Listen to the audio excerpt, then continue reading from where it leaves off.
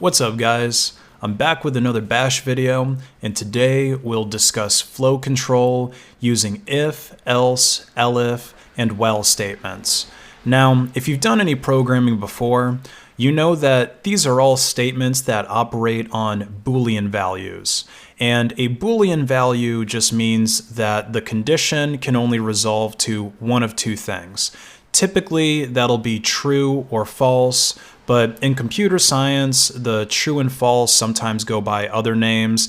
Sometimes they'll be referred to as on or off, or even 1 and 0. So basically, we just use these conditions on statements that can only be one of two things. And if they are true, then the code inside of our if statement will execute. And if they are false, then the code inside of that will not execute. So I have an example up right here. We declared the variable count to be equal to 10, and then we have our if statement, which is checking to see if our variable count is equal to 10. And there's many different comparisons that you can do. I used EQ, which is equal to here in bash, but there's a whole list of other ones you can do. So EQ is equal to, NE is not equal to, GT is greater than, GE is greater than or equal to, less than is less than, LE is less than or equal to. And then you can also do these same comparisons using the traditional math symbols that you probably learned in school.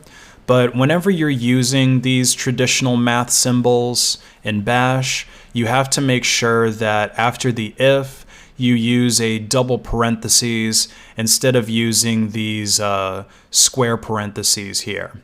And you can also do the same thing with strings to do string comparison. But in this video, I'm going to be showing you number comparisons just because I think it's a little bit simpler and easier to understand.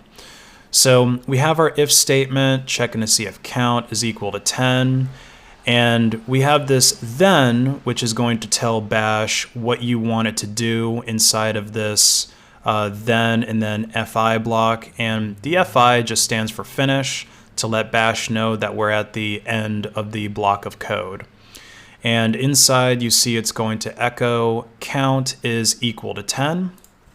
So if I go ahead and run this, you see it prints out count is equal to 10 because this statement here evaluated to true. But I can go ahead and change it. So I can change this to be 20. And then if I go ahead and run it now, you see that nothing actually prints out. And this is because this statement has now evaluated to false. There's no other condition that I've put in this script here to handle when count is equal to 20. And there's not an else statement in this script here to catch any other conditions. So typically when you're writing a script, you wouldn't really want to do something like this. You would typically want to have an else statement at the end to catch any of the false conditions that didn't get evaluated in our if statement. So I have an example of that right here. So here we're going to do the same thing. We're going to see if count is equal to 20, and if it is, it'll print out count is equal to 20.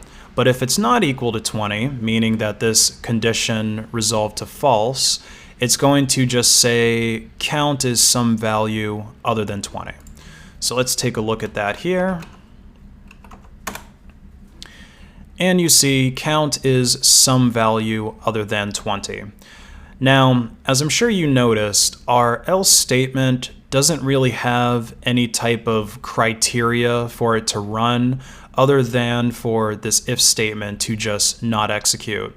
This is because else is going to just run if everything before it evaluated to false. But in the real world, typically, things are not going to just be a Boolean value. Typically, there is a whole array of conditions that we may want to use depending on what the value of something is. And that is where the elif statement comes into play. So what elif does Let me just uncomment this code here so we have some nice syntax highlighting.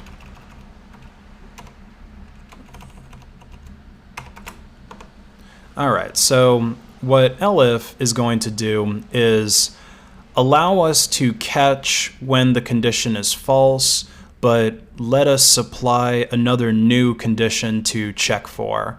And then if that new condition is true, it will execute the block of code that is inside of it. So let's go ahead and run this one and see what it does. Oh, let's go ahead and write this first. And you see count is equal to 10. So if we walk through this script real quick, we can see that obviously count was not equal to 20. So this first if statement did not execute. But this elif, when we ran it, did find that count is equal to 10. So it goes ahead and prints that. And then of course, this one didn't run because count is not equal to 5. Now, I have seen a few other tutorials with programming in Bash and different languages that always fail to mention the difference between if statement and elif statement. And I've even seen some people in the past, some of my friends that went to college, they didn't really learn the difference either, and it kind of confuses people where they don't really understand what the difference is. They kind of think that they're the same, but they're really not the same. There is a subtle difference between if and elif, and what the difference is, anytime an if statement executes, it goes off into the branch of the if statement. So you kind of think of your program like a tree. You have the main trunk, but then the if statement is a branch that goes and does other things. But when you use an if statement instead of an elif statement, when you are at the end of that branch of code, your program will return to the trunk or to the main part of the program in order to run other things. And if you have multiple if conditions that are true, every single one of these will evaluate. Whereas if you do it as an if-else statement, then everything else will not evaluate. It will only run the first true comparison. So I'm going to go ahead and demonstrate that to you guys. Let me just comment out this block of code here. Okay, so then you see here that I have set count equal to 25. Now this first statement is true, count equals 25. This second statement is true, count is greater than 20. And this third statement is true, count is less than 30. And because I did all if statements, all of these are going to print out. As you see here, count's equal to 25, count is greater than 20, and count is less than 30. But then if I uncomment this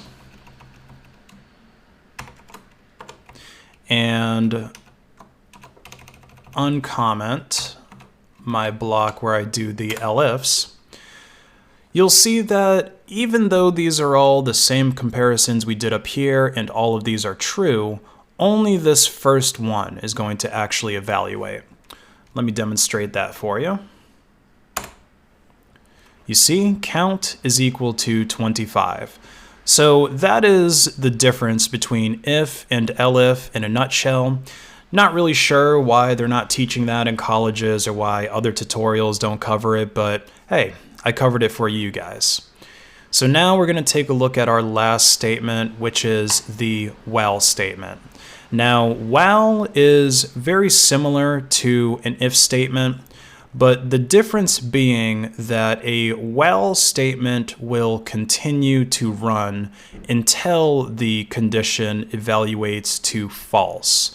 So a while statement, how I have it set up here, is checking to see while count is equal to 25, it will do this block of code that I have here.